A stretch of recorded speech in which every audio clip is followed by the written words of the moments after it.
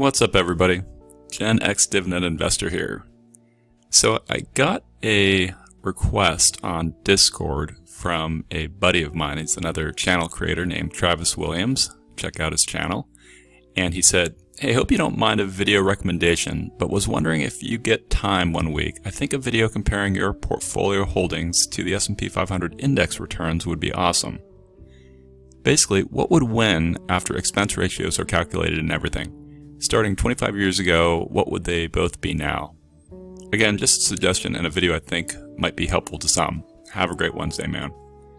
So I thought that'd be kind of an interesting one because I've never really been somebody to care too much about how my portfolio did relative to the S&P 500.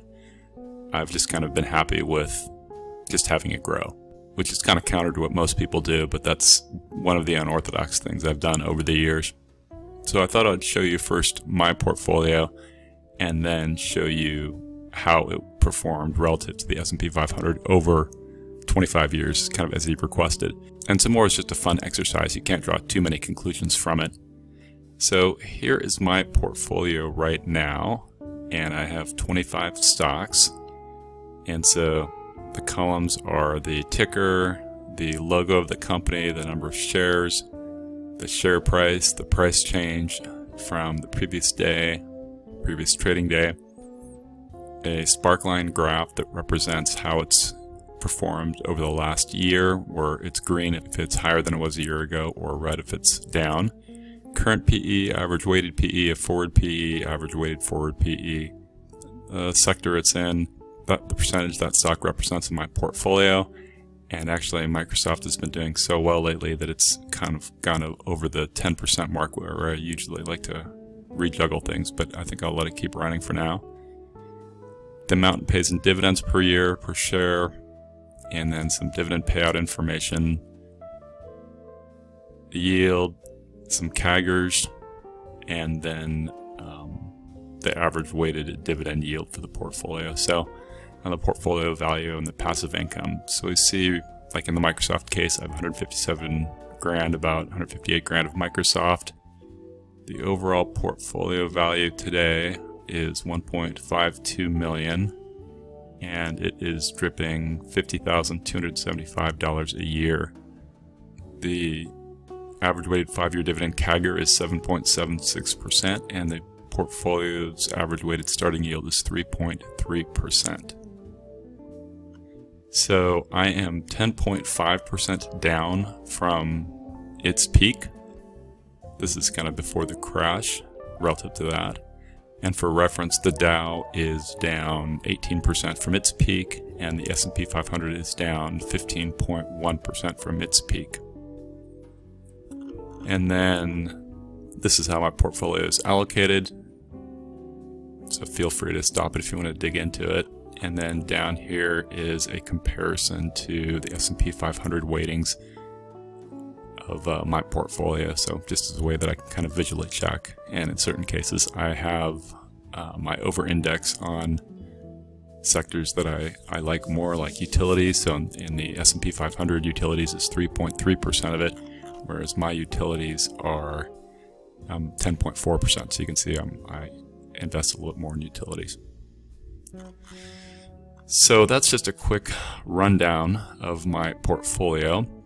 And then this was the data I put together to compare my portfolio to the S&P 500.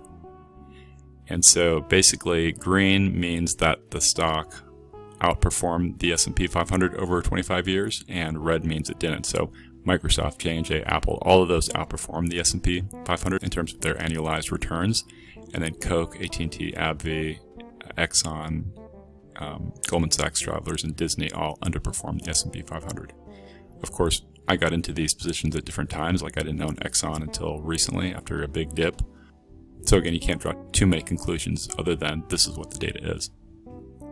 So what I did then was, this is the weighting for each of these stocks in my portfolio. So about 1% of it's Chevron, 10% of it about is Microsoft, etc. And then I went to Dividend Channel's Total Returns Drip Calculator, which lets you select a date and a ticker and then it'll spit back how much it would grow in terms of annualized returns, cumulative returns, and the total returns, including dividends reinvested, starting at $10,000. So for example, if I had invested $10,000 in Microsoft 25 years ago, then that would end up with $480,000. And that's a 4,700% cumulative return, or a 16.76% annualized return. Then the next column I did was, well, what if I had done, instead of $10,000 for each of these, assuming equal weighting of these positions, what if I had weighted that 250 grand starting amount by the weighting in my portfolio, which is what this is, and what the ending amount would be, and then the, little spelling mistake there, what the cumulative return would be, and my annualized return. So what this basically means is that my portfolio over 25 years, or rather, if you just held the stocks in my portfolio for 25 years, your annualized return would have been 13.33%, which is great because the S&P 500, in this case SPY, its return over 25 years, the same 25 years, was 8.53%. And then if I weighted, so instead of an equal weighting, which would give you a 13.33% annualized return, if I had weighted my stocks as I have them in my portfolio, then my annual return would actually be 14.97%, which is much higher than I actually expected it would be. And that kind of makes sense because of, Microsoft and Apple really did so well. I mean, Apple really blew things out of the park.